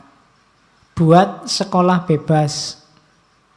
Bikin sentral-sentral pengembangan keilmuan, diskusi-diskusi, belajar-belajar yang tidak terikat oleh sekolah. Ini untuk mengatasi eksklusivitas tadi, untuk mengatasi pandangan orang bahwa satu-satunya tempat belajar itu sekolah. Satu-satunya yang menanamkan skill, keterampilan, wawasan itu sekolah. Tidak. Di mana-mana ada. Ya termasuk ngaji ini, mungkin termasuk sekolah bebas. Jadi tidak ada paksa, ya silahkan aja. Datang monggo, tidak datang monggo. Kan nggak ada daftar ulangnya kan ngaji filsafat ini, tidak ada lulusnya, tidak ada. Monggo sebebas-bebasnya. Ini sekolah bebas. Saya tidak tahu kalau ada lulusnya mungkin mulai 2013 sampai sekarang ya lumayan loh, sudah 1 angkatan lebih itu. Sudah banyak lulusannya. Nah, cuma sini bebas, tidak ada daftar ulangnya. Meskipun ada libur panjangnya. Kalau bulan Ramadan. Oke, jadi bikin itu untuk menghapus persepsi bahwa belajar itu hanya sekolah. Tidak. Bikin model sekolah-sekolah bebas. Kemudian transformasi seluruh masyarakat menjadi satu ruang kelas raksasa. Ini kayak yang sering saya kutip bahwa jadikan setiap orang sebagai guru, setiap tempat sebagai sekolah, dan setiap waktu adalah waktu belajar. Karena wawasanmu yang paling banyak sebenarnya didapat justru di luar kelas. Nah, belajar untuk orang dewasa, itu orangnya sudah nilai-nilainya beda. Jadi sekolah bukan lagi titik tekan pada sekolahnya, tapi pada belajarnya. Belajar sebagai kebalikan dari sekolah, keramahan sebagai kebalikan dari manipulasi, tanggung jawab sebagai kebalikan dari anti tanggung jawab, partisipasi kebalikan dari kendali. Kalau sekolahnya anak kecil, selalu dikendalikan, selalu harus ada manipulasi-manipulasi, selalu segalanya harus diatur dalam sistem. Tapi kalau orang dewasa pasti tidak begitu. Jadi pendidikan yang berguna, pendidikan yang membebaskan, pendidikan yang demokratis, pendidikan untuk orang dewasa. Maka katanya Ivan Illich harus ada perombakan sistem secara besar. Perombakan besarnya apa? Yang pertama, hilangkan persekolahan wajib. Jadi kritik di depan tadi yang seolah-olah mau menghapus sekolah, sebenarnya tidak menghapus sekolah. Biarkan sekolahan itu ada, tapi hapus kewajiban sekolah. Sekolah harus tumbuh dari kesadaran. Bikin pola belajar yang sukarela, karena orang dewasa dia harus mampu mengarahkan diri sendiri, sementara negara menyiapkan akses ke bahan-bahan yang dibutuhkan. Oh, ini revolusioner, ya, meskipun bisa dikritik, tapi kalau bisa luar biasa. Silahkan setiap orang, ya kalau masih anak kecil yang dituntun orang tuanya, milih sistem pembelajaran sendiri, milih sekolah di mana, milih ingin ngerti apa, ingin belajar apa. Tidak lagi diwajib-wajibkan, diatur-atur. Pendidikan serta kesempatan-kesempatan belajar harus disediakan, tapi tanpa sistem pengajaran yang wajib. Biar tadi cirinya keluar, yaitu pendidikan yang membebaskan. Jadi yang pertama-tama usulannya agak revolusioner. Jangan ada wajib sekolah. Setiap orang jangan dipaksa, tapi dia harus sadar sendiri untuk belajar dan untuk sekolah. Kalau ndak mau sekolah, ya sudah. Di desa saya banyak orang yang ndak mau sekolah, pinginnya kerja saja. Jadi disuruh SMP ndak mau, SD ya wis lah, nggo syarat, yang penting roh rasane sekolah, kan gitu bahasanya dia. Ngerti rasanya sekolah. Setelah itu dia lebih milih kerja. Ngapain sekolah tinggi-tinggi pada akhirnya juga ke pabrik misalnya. Di tempat saya ada yang kuliah, tapi ya kuliah yang penting ngerti rasanya kuliah, karena tidak penting lagi kuliahnya, karena dia sudah jelas besok kerjanya apa. Paling bantu bapak di sawah, karena kalau aku tidak ke sawah tidak ada yang ngurusi sawah, jadi tani. Lah kenapa kok tani tapi kuliahnya Fakultas Usuluddin? Misalnya, lo ndak ya, itu biar tahu rasanya kuliah, kan itu jawabannya kalau orang-orang di tempat saya. Jadi ndak selalu kuliah itu penting, sekolah itu penting. Yang penting itu kan belajarnya, yang dibutuhkan untuk bekal hidup. Tapi kan ndak punya ijazah, Pak. Lain lagi-lagi ijazah. Ijazah kan cuma simbol. Kalau kamu ingin kerja di lahan yang ndak pakai ngelamar, ndak butuh ijazah, apa gunanya ijazah yang kamu dapat di sekolah? Itu yang ada di pikirannya Ivan Illich. Maka negara harus mewadahi ini semua dan fokusnya pada pendidikan untuk semua, pembelajaran untuk semua. Tidak lagi tekanan-tekanan, paksaan-paksaan. Untuk itu dibutuhkan namanya opportunity web. Ini sistem yang diusulkan oleh Ivan Illich untuk membangun sekolah bebas tadi. Yang pertama, jaringan akses barang dan jasa. Jadi harus ada koneksi orang yang ingin belajar dengan objek-objek pendidikan yang mudah diakses untuk kegiatan belajar. Kalau di bukunya itu ya perpustakaan, agen-agen, laboratorium, ruang-ruang pertunjukan, museum, teater, bahkan mungkin termasuk pabrik, bandara, sawah, ladang. Kalau memang ini ada hubungannya dengan pendidikan, ya harus disiapkan dan mudah diakses oleh siapa saja. Inilah nanti yang menjadi opportunity web, jaringan kesempatan. Kalau ini tersedia, orang itu bisa belajar tanpa harus masuk sekolah tertentu. Kamu bisa belajar gimana caranya naik pesawat dengan datang ke bandara. Daripada kamu belajar di kelas tentang bandara, datang aja ke bandara, belajar di sana. Dan di sana memungkinkan untuk belajar ke perpustakaan, ke sawah atau ladang. Belajar di sana. Sekarang kan mulai banyak sawah yang dipakai untuk anak-anak outbound itu. Karena sekarang sawah itu kan panennya tidak mesti, akhirnya orang-orang desa sumpek, sudahlah dibikin tempat wisata saja. Wisata ke sawah. Ya lumayan tidak apa-apa, membantu pendidikan, biar anak kecil ngerti sawah. Jadi nanti anak-anak kecil itu ngertinya, ayo ke sawah. Bayangannya rekreasi. Padahal ke sawah itu ya untuk nanam padi. Tapi anak-anak sekarang ngertinya ke sawah itu rekreasi. Yang pertama itu fasilitas. Yang kedua, pertukaran keterampilan.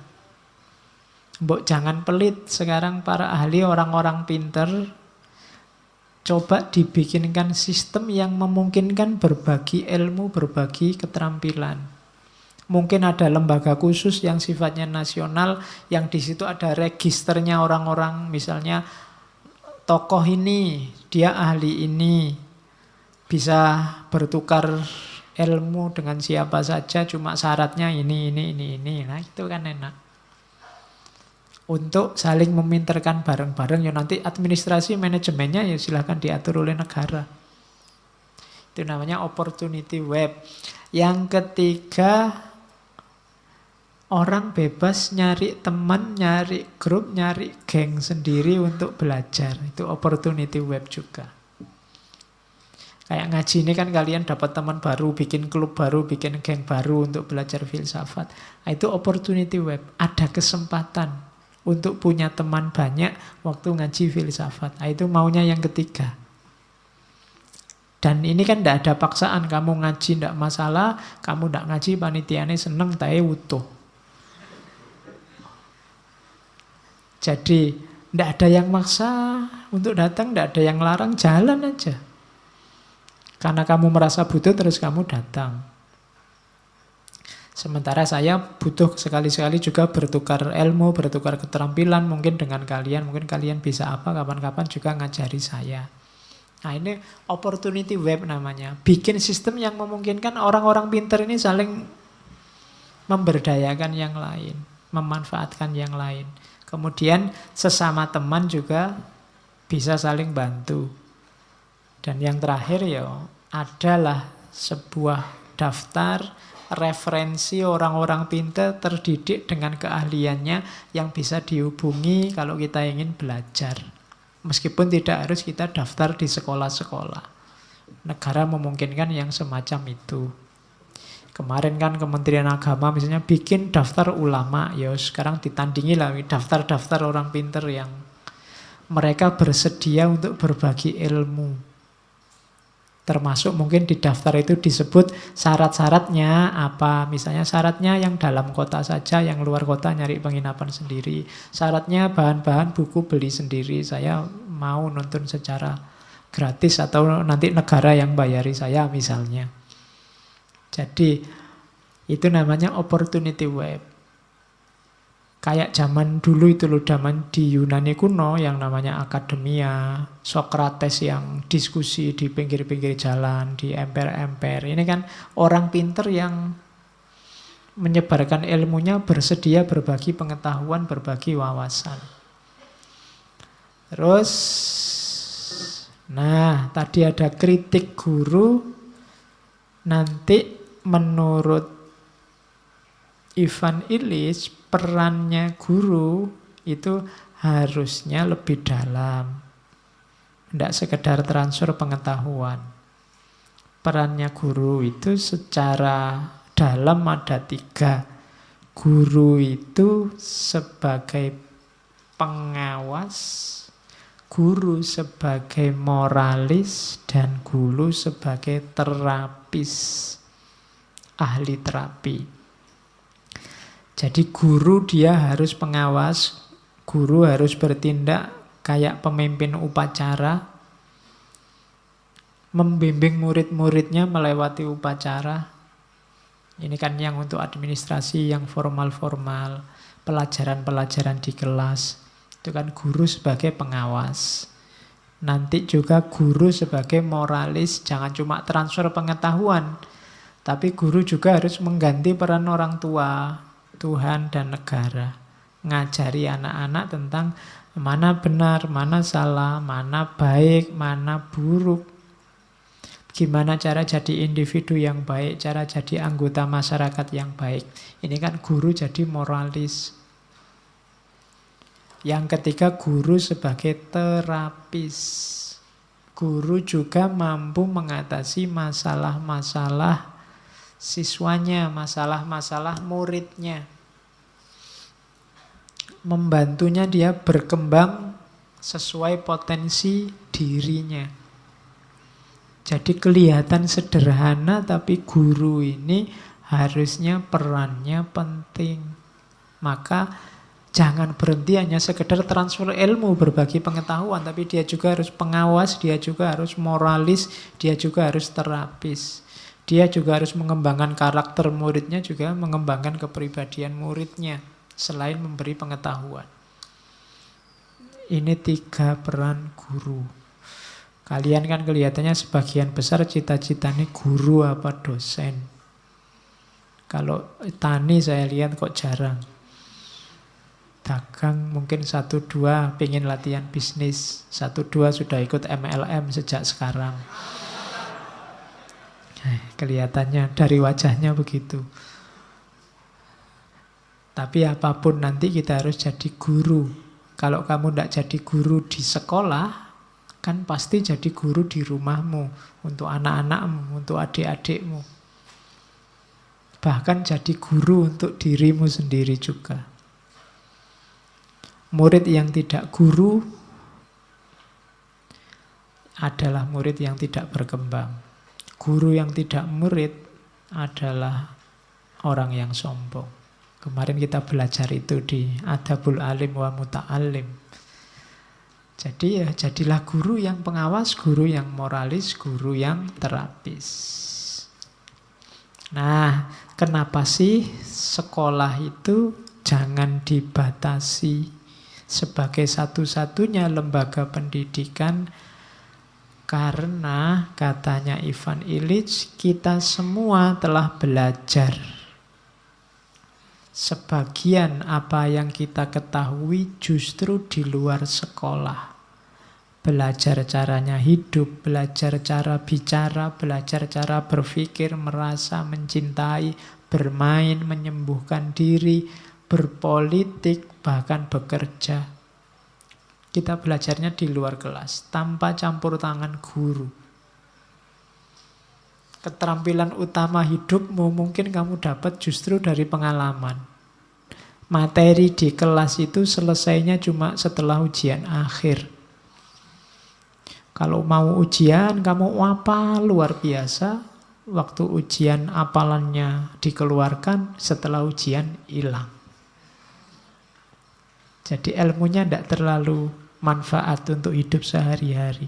Jadi sebenarnya bekalmu hidup sehari-hari itu kan pengalamanmu di luar kelas. Di mana angkringan yang enak di Jogja, di mana tempat nongkrong yang enak, tempat ngopi yang enak. Itu kan hidupmu sehari-hari kan isinya itu.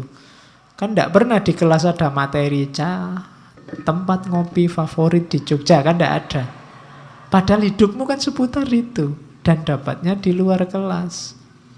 Dulu kamu latihan ngomong, latihan mikir, latihan merasa. Itu kan juga dari luar kelas. Latihan mencintai kan dari luar kelas. Ya meskipun pacarnya sak kelas, tapi kan pacarannya di luar kelas. Nah, ya kan, ilmunya didapat di luar kelas. Apa pernah gurumu, dosenmu ngajari gini loh cara pacaran yang baik? Kan tidak ada. Adanya marah-marahin kamu karena pacaran. Jadi ternyata hidupmu itu pengetahuan-pengetahuan yang kamu pakai bekal itu didapat di luar kelas. Makanya tadi Ivan Illich ngeritik keras kalau ada orang bilang bahwa satu-satunya yang qualified, yang berkualitas untuk menjamin kualitas diri dalam belajar adalah sekolah. Wong yo kita sebagian besar belajarnya di luar kelas. Nah, oleh karena itu, ayo ngukur diri kita. Ini ada kalimat bagus dari Ivan Illich. We must rediscover the distinction between hope and expectation. Kalau dalam bahasa Inggris ada beda antara hope dan expectation. Kalau hope sama-sama harapan kalau dalam bahasa Indonesia. Cuma hope itu harapan-harapan yang masuk akal, yang kemungkinan bisa diwujudkan.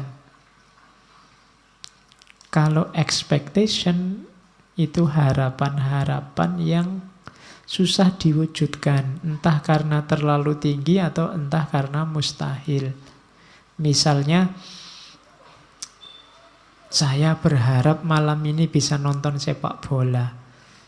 Tapi ternyata ya karena ngajinya jam segitu ya akhirnya tidak bisa. Nah, kalimat harapan ini namanya expectation. Sudah kemungkinannya kecil kecuali dengan sengaja bolos. Tapi kalau hope itu kemungkinannya besar. Semoga ngaji malam ini saya dikasih teh lagi karena haus sekali. Ya, itu kemungkinannya besar, biasanya dikasih. Itu hope. Nah, ini kalau dikaitkan dengan pendidikan tadi, dunia pendidikan kita itu kebanyakan expectation. Harapan-harapan mungkin indah, mungkin ideal, mungkin baik, tapi terlalu jauh dengan kenyataan hidup. Sehingga rasanya kayak mimpi. Ideal-ideal pendidikanmu tidak nyambung sama kenyataan hidupmu. Besok cita-citanya jadi apa? Jadi dokter, Pak. Ya, kuliahnya di Fakultas Tarbiyah. Ya kan? Jadi ya itu kan contohnya expectation. Sekarang dibutuhkan dokter ya Pak? Iya, tapi kuliahmu Fakultas Tarbiyah. Situasimu apa, yang kamu pelajari di kelas apa, ideal-ideal yang ditanamkan apa, akhirnya tidak nyambung. Makanya hari ini banyak orang stres. Islam ideal yang kamu pelajari di pondok-pondok, di masjid-masjid, di ceramah-ceramah, rasanya kok jauh ya dengan praksis nyatanya. Kalau Qur'annya bilang jangan caci maki, jangan nyari kesalahan orang lain, kenyataannya kebalikannya. Nah, berarti expectation yang diajarkan di dalam kelas. Maka susun target-target yang realistis. Bikin hope, harapan-harapan, bukan expectation. Bikin pendidikan yang nyambung sama kehidupan kita sehari-hari. Jangan terlalu jauh. Itu maunya Ivan Illich. Nah, ini yang terakhir, ini rada kasar. To hell with the future. It is a man-eating idol. To hell itu kalau bahasa Indonesianya ya persetan lah. Kurang serem ya per iblis. Persetan dengan masa depan, karena argumen-argumen kita demi masa depan, untuk masa depan itu man-eating idol. Berhala yang memakan manusia. Membuat kita kadang-kadang kehilangan kemanusiaan kita. Membuat kita melupakan hidup kita hari ini dan di sini. Membuat kita fokusnya ke sana terus, tidak di sini. Maka to hell with the future. Masa bodoh dengan masa depan. Ayo kita garap sekarang, di sini, saat ini. Jangan bikin berhala di masa depan yang kita sembah-sembah, kita puja-puja sebagai orientasi hidup kita besok tapi. Jadi rancanglah kebaikan, kebenaran, keindahan hidup untuk hari ini, untuk sekarang. To hell with the future. Banyak orang yang mengorbankan masa kini demi masa depan. Nah, itu tidak cerdas. Karena sukses di masa depan itu tergantung masa kini. Jangan dikorbankan masa kininya. Kan sering saya ilustrasikan banyak orang tua yang menyerah, ngalah, angkat tangan demi anaknya. Saya bodoh ndak apa-apa, yang penting anakku pinter bisa sekolah. Ini future. Jangan begitu mikirnya. Harusnya saya harus pinter dan anakku juga besok harus pinter-pinter. Jangan membiarkan dirimu berkorban untuk nanti anakmu gitu juga. Aku juga gitu kok Pak, aku bodoh ndak apa-apa, yang penting anakku. Akhirnya 7 turunan ndak ono sing pinter. Nunggu anaknya terus. Loh, kamu juga harus pinter. Biar anakmu pinter. Lah anakmu niru siapa? Yang saya ceritakan di kampung saya tadi, mungkin ya yang ditiru bapaknya. Alah, bapak ndak sekolah juga bisa kerja. Logikanya bisa begitu. Makanya to hell with the future. Ngitungnya jangan ke depan, sekarang. Harus dimulai sekarang. It's a man, karena kalau kamu hanya melihat masa depan, tidak peduli dengan masa kini, kamu sedang menyembah berhala. Namanya berhala masa depan, dan itu man eating. Memangsa manusia. Kadang-kadang melenyapkan kemanusiaanmu. Itu uraiannya panjang sesuai situasimu masing-masing. Saya bilang tadi, setiap teori, setiap konsep, setiap jargon itu ya punya wadahnya sendiri, punya ruang dan waktunya sendiri. Makanya harus pas. Kalau tidak pas nanti keliru. Nanti kamu ditanya, kamu targetmu apa di masa depan? Cita-citamu apa? Alah Pak, to hell with the future. Oh. Iya, itu namanya salah pakai maksudnya. Maksudnya pepatah itu tidak di situ. To hell with the future itu urusannya bukan ketika kamu ditanya cita-cita, gimana rencana kita yang akan datang. Alah, to hell with the future. Jongono. Nanti malah blunder ya. Dan kita sering begini, ketika ada contoh kasus, ada uraian, terus orang yang bantah itu nyari kasus yang berbeda. Ndak, setiap peribahasa, setiap teori, setiap konsep ada wadahnya sendiri, ada ruang dan waktunya sendiri. Harus digunakan pas sesuai dosisnya. Oke, alhamdulillah Ivan Illich selesai. Semoga masih mau sekolah dan kuliah besok. Ya. Aduh, ya kan kritiknya akan membangun, semoga kamu semakin semangat sekolah dan kuliahnya meskipun dengan visi yang berbeda. Ya nyawanya Illich kan sekolah itu belajar. meningkatkan kualitas diri dengan ilmu. Fokus saja di situ, sisanya pasti kamu dapat kalau kamu serius di situ, termasuk ijazah dan lain-lain tadi. Oke, saya kira itu. Ketemu lagi Rabu depan. Tokoh terakhir Rudolf Steiner, masih di ranah pendidikan. Kurang lebihnya mohon maaf. Wallahul muwafiq. Wallahu a'lam bishawab. Wassalamualaikum warahmatullahi wabarakatuh.